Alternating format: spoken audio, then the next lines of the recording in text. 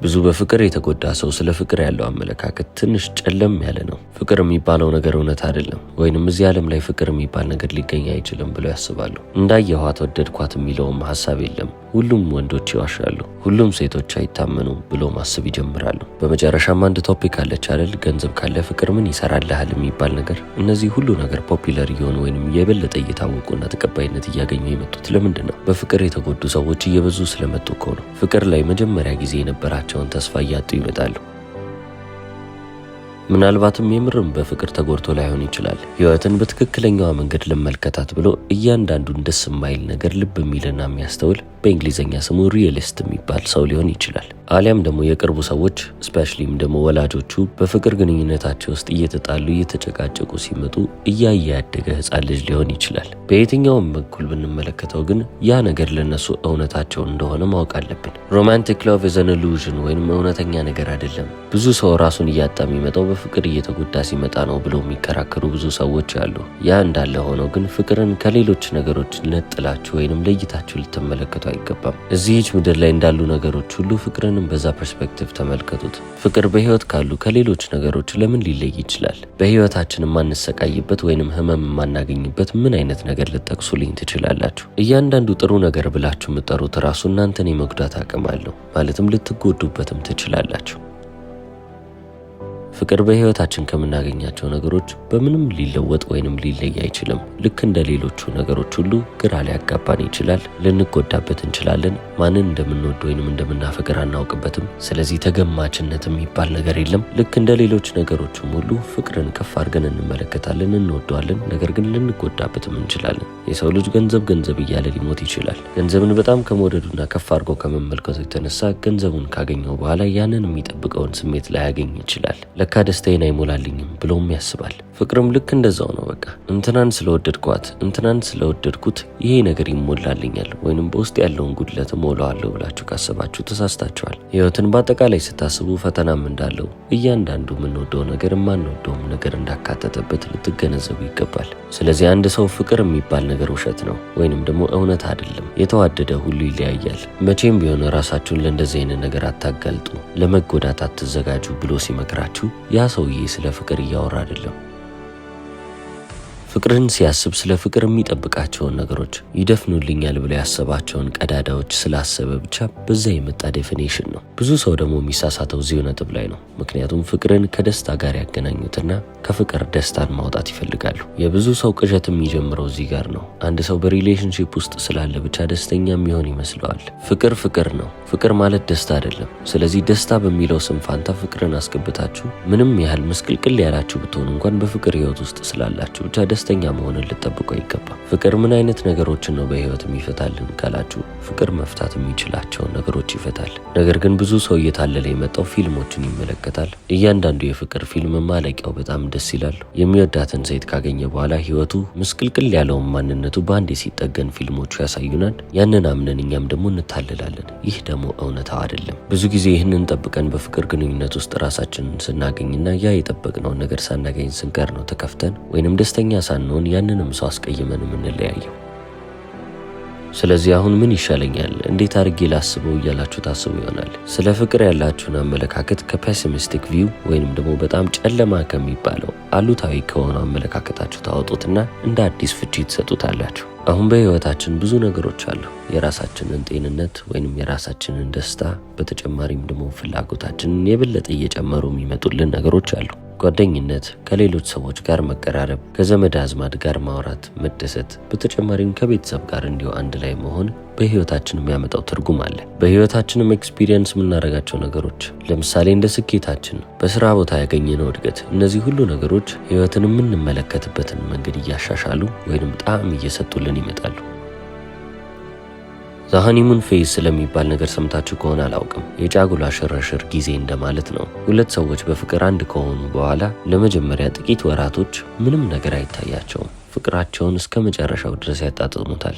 ያ ማለት ምን ማለት ነው? በህይወታቸው የነበራቸው ጉድለት፣ በማንነታቸው ውስጥ አለ ብለው ያሰቡትን ክፍተት፣ ሁሉንም ነገር የሞላላቸው ይመስላቸዋል። ስለዚህ ያቺ ፍቅር የተባለች ነገር ለነሱ የምርም ደስታ ሆናለች። ሄሪ ሪዝ የተባለ ሳይኮሎጂ ያጠና ፕሮፌሰር ስለ ፍቅር ሲያጠና እንደዚህ ብሎ ነበር። በጣም ብዙ ጥናቶች እንደሚያመለክቱት ከሆነ በፍቅር ግንኙነት ውስጥ ያሉ ሰዎች በፍቅር ግንኙነት ውስጥ ከሌሉ ሰዎች ይልቅ የተሻለ ደስታ አላቸው። በፍቅር ግንኙነት ውስጥ የሌሉ ሰዎችም በህይወታቸው ውስጥ ደስታን የሚያጡበት ብዙ ምክንያቶችን እያገኙ ሊሄዱ ይችላሉ። በመጨረሻም በፍቅር ግንኙነት ውስጥ ያሉ ሰዎች በፍቅር ግንኙነት ውስጥ ከሌሉ ሰዎች ይልቅ የተሻለ ደስታ እንዲኖራቸው ያደርጋል ይላል። ሌላ ሳይኮሎጂስት ሪቻርድ ስላቸር ደግሞ እንደዚህ ይላል። ብዙ ጊዜ ጥንዶች አንድ ላይ ከሆኑ በኋላ ደስተኛ ይሆናሉ። ደስታቸውን በዛው ደረጃ ላይ ይቀራል። ነገር ግን በጊዜ ሂደት ያቺ ደስታ ቀስ በቀስ እየወረደች ትመጣለች ይላል።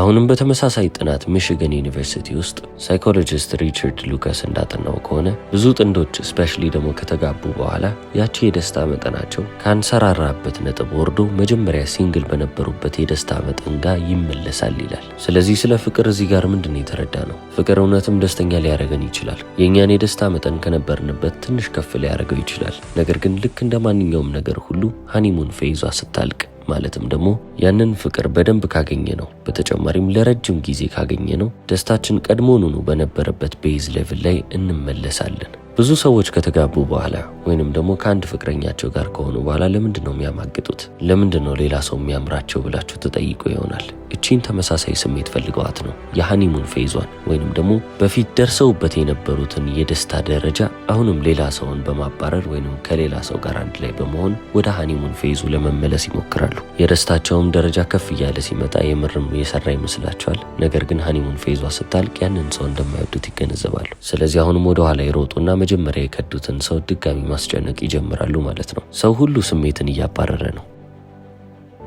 አሁን ታዲያ ከዚህ ነገር ምን ልውሰድ፣ ምን ልማር ብላችሁ ማሰባችሁና መጠየቃችሁም አይቀርም። ፍቅርን እንደዚሁ ልትመለከቱት ትችላላችሁ። አንድን ሰው ማፍቀርና ከዛ ሰው ጋር መሆን በጣም ውብ የሚባል ኤክስፒሪየንስ ይዞላችሁ ይመጣል። ውስጣችሁ በፍቅር የተሞላ ሰዎች ልትሆኑ ይገባል። ነገር ግን ፍቅርን ልክ እንደ እርካታና እንደ ደስታ ምንጭ አድርጋችሁ ለዘላለም መመልከትን አቁሙ። በጣም ስኬታማ የሚባሉ ትዳሮችን ከተመለከታችሁ መጀመሪያ በተፋቀሩበት ሌቭል እየተፋቀሩ መጥተው አይደለም አሁንም ድረስ እዛው አንድ ላይ ቆዩት። ነገር ግን መተሳሰብ፣ መቻቻል፣ ትዕግስት፣ እነዚህ ሁሉ ነገሮች እየተጨመሩ ነው ትዳሩን የበለጠ ጣፋጭ እያደረጉ የሚመጡት። መተሳሰብ፣ መቻቻል፣ ትዕግስት፣ እነዚህ ሁሉ የአንድ ሰው ፍቅር መግለጫ መንገዱ ነው ብላችሁ ልትከራከሩ ትችላላችሁ። እውነት ነው። በዛ መነጽር ከተመለከታችሁት አክትስ ኦፍ ላቭ ወይንም ደግሞ ለፍቅር የሚደረጉ ተግባራት ሊባሉ ይችላሉ።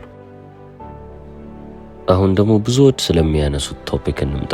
the one ወይንም ደግሞ ለኔ ያለው ሰው፣ ለኔ ፍጹም የሆነው ሰው፣ እኔን እንደ እኔነት የሚቀበለኝ ወይንም ደግሞ እኔን እንደሆንኩት የሚያየኝ፣ የሚያስፈልገኝን ነገር እንዳለ የሚረዳ፣ የምፈልገውን ነገር በምፈልግበት ሰዓት የሚሰጠኝ። ብዙዎች በዚህ ሐሳብ ውስጥ ተይዘዋሉ። ነገር ግን the one የሚለው ኮንሰፕት ወይንም ለኔ ያለው ሰው የሚባለው ነገር ምን እንደሆነ እንኳን አላወቁም። ከአንድ ሰው ጋር በጣም የምትጣጣሙበት ጊዜ ሊመጣ ይችላል። ወይንም ደግሞ ከሌላ ሰው ጋር ከምትግባቡት በላይ ከዛ ሰው ጋር የበለጠ ልትግባቡ የምትችሉበት ሁኔታ ይፈጠራል። ነገር ግን ይህ ክሊክ የሚባለው ነገር ወይንም በአንድ መጣጣም የሚባለው ነገር ቀላል አይደለም። በጣም እንደምትጣጣሙት ሁላ በጣም የምትጣሉበት ወይንም የማትግባቡበት ጊዜም ይመጣል። ስለዚህ የኔ ያለው ብላችሁ ስታስቡ ወይንም ደግሞ ስለ ፍቅር ስታስቡ በአጠቃላይ ምን አይነት ሐሳብ ሊኖረኝ ይገባል ካላችሁ፣ አንድ ሰው በልኬ ነው የተሰራው ብላችሁ ካሰባችሁ ያ በልክ መሰራት ማለት ያ ሰው ፍጹም ነው ወይንም ደግሞ ደስ የማይሉ ባህሪያቶች አሉት ማለት አይደለም። ነገር ግን ያንን ሰው ስታገኙት ምንም ያህል ይሄ አስቸጋሪ የሆነ ባህሪ ቢኖረውም እንኳን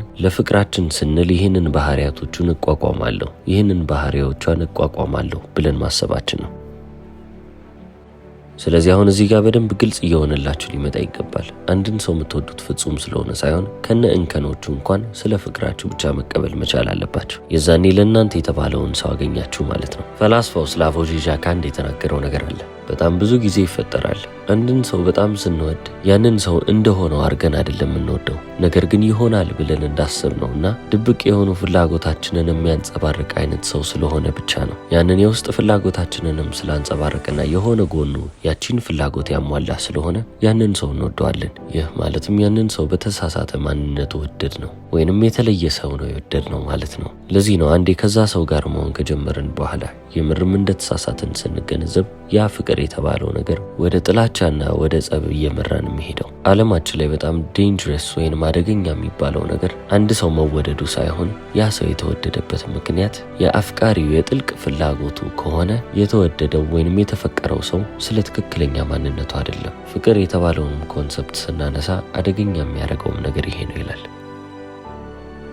ስለዚህ እዚህ ፍቅር በሚባል ነገር ውስጥ እያንዳንዳችን እንደ መኪና ስፒድ ብሬክ ያስፈልገናል ማለት ነው። የምንሄድበትን መንገድ በደንብ አድርገን ልንመለከት እንችላለን። ከዚህ ሰው ምኑን ፈልጌ ነው ወይስ እኔ በሐሳቤ ውስጥ ያለውን ጥልቅ ፍላጎት ተከትዬ ነው ብላችሁ ልታስቡና ራሳችሁን ልጠይቁ ይገባል። አንዴ ከገባችሁም በኋላ ይሄኛው ትክክለኛ ሰው ነው ካላችሁም በኋላ ለዛ ሰው ልትሞቱ ይገባል። በአጠቃላይም ከዛ ሰው ጋር ያላችሁን ግንኙነት እያስቀጠላችሁ መሄድን ስለፈለጋችሁ ማለት ነው። እንደዚህ አይነት ፍቅርም ደግሞ ሶሻል ሚዲያ ላይ የምትመለከቱት ወይንም ደግሞ ብዙ ጊዜ ፊልሞች ላይ የምታዩት አይነት ፍቅር አይደለም። በትናንሽ ነገሮች ውስጥ ቢልድ እያረጋችሁ ግንኙነታችሁንም እያስቀጠላችሁ የምትሄዱበት መንገድ ነው።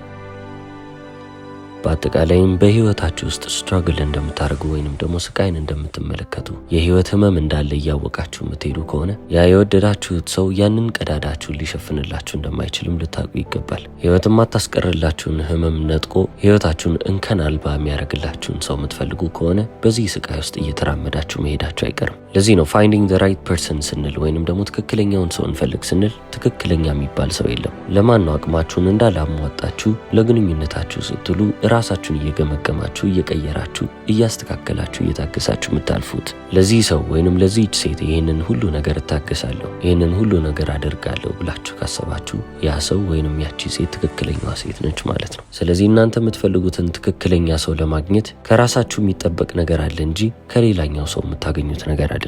በህይወት ውስጥ የማይቀሩልን የደስታ ጊዜያቶችም የሀዘን ጊዜያቶችም አሉ። ታዲያ በነዛ ጊዜያቶች ውስጥ ከማጋ ነው ማለፍ የምትፈልጉት? እንደዚህ አይነት መጥፎ ነገር ቢመጣ ከማጋር ባልፍ በጣም ደስ ይለኛል ወይንም ደግሞ ከዚህ ሰው ጋር በሆንም ችግር የለም የህይወትን ውጣ ውረድ እወጣዋለሁ ብላችሁ የምታስቡት ሰው ማን ነው? ያንን ሰው ነው የምትመርጡት።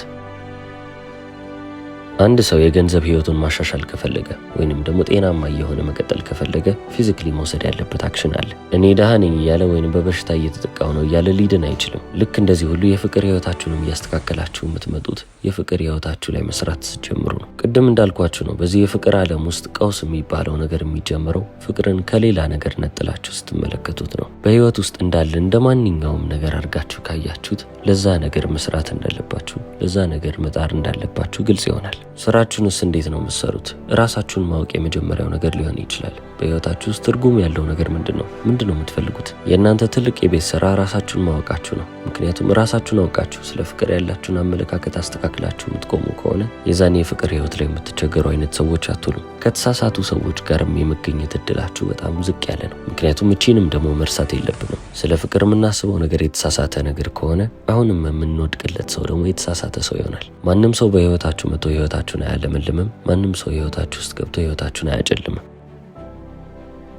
ሙሉ ለሙሉ የእናንተ ሪስፖንሲቢሊቲ ወይንም ኃላፊነት ይሆናል ማለት ነው። ሁሌም ቢሆን መርሳት የሌለባችሁ ነገር ፍቅር መፍታት የሚችለው የፍቅርን ችግሮች ብቻ ነው። መጀመሪያ ምስቅልቅል ያላችሁ ሰዎች ሆናችሁ ወደ ፍቅር ህይወታችሁ ውስጥ ብትመጡ ፍቅር ትንሽ ጊዜ ብቻ ነው እናንተን ደስተኛ እንደሆናችሁ ሊያሳምናችሁ የሚችለው። ያ ሰው ስለመጣ ያቺ ሴት ስለመጣች ምናልባት ደስተኛ የሆናችሁ ይመስላችኋል። ህይወታችሁ የተቀረፈ ይመስላችኋል። ነገር ግን ተመልሳችሁ ዜሮ ላይ ናችሁ። ቅድም ባልኩበት ቦታ ሃኒሙን ፌዟ ካለፈች በኋላ ቀድሞውኑ የነበራችሁበት ቦታ ላይ መመለሳችሁ ስለማይቀር ገና እዚህ ሁሉ ነገር ውስጥ ከመግባታችሁ በፊት መጠንቀቅ ሊኖርባችሁ ራሳችሁን ልታውቁ ስለ ፍቅርም ያላችሁን ሀሳብ ልትመለከቱ ይገባል። ፈላስፋው ዢዤክ እንዲህ ብሎ ተናግሮ ነበር። ፍቅር ማለት ለኔ የጥቃት ድርጊት ማለት ነው። አንድን ሰው ሙሉ ለሙሉ ላትወደው ትችላለህ። ከሙሉ ማንነቱ ውስጥ አንዷን ነገር ተወስድና ለዛች አንድ ነገር ግን ሙሉ ማንነቱን ተወደዋለህ። በጣም ትንሽዬ ነገር እኮ ነው መጀመሪያ የወደድከው። ያቺ ግን ሙሉ ማንነቱን እንድትወደው ምክንያት ትሆናለች። ፍራጃይል የሆነ ሰው ወይንም ተሰባሪ የሆነ ሰው አንድን ሰው ሲያፈቅር አንተን ወይንም አንቺን ከምንም ነገር በላይ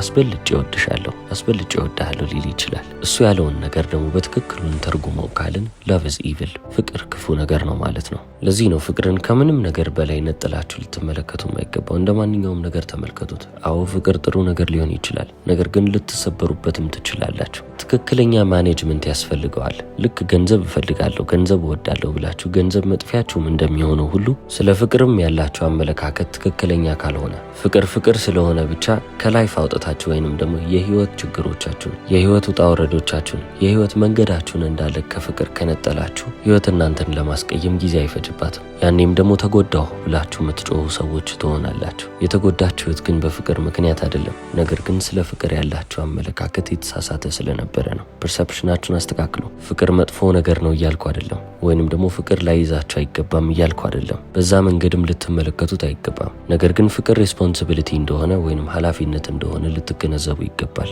አለበለዚያ እናንተም የተሳሳተ ምልከታ ይኖራችኋል። የምታመጡትም ሰው የተሳሳተ ምልከታ ሊኖረውም ላይኖረውም ይችላል። በተሳሳተ መነጽር ያያችሁት ነገር ግን መቼም ቢሆን ትክክለኛ ውጤትን ይዞላችሁ ሊመጣ አይችልም። አመለካከታችሁ ላይ ነው ችግሩ። ከዚህ ሪያሊስት ከሚባለው ወይንም ደግሞ ፔሲሚዝም ከሚባለው አመለካከት ዞር ብላችሁ ፍቅርን እንደሆነው አድርጋችሁ እንድትመለከቱ ጋብዛችኋለሁ። ስለተከታተላችሁ አመሰግናለሁ። ቻው።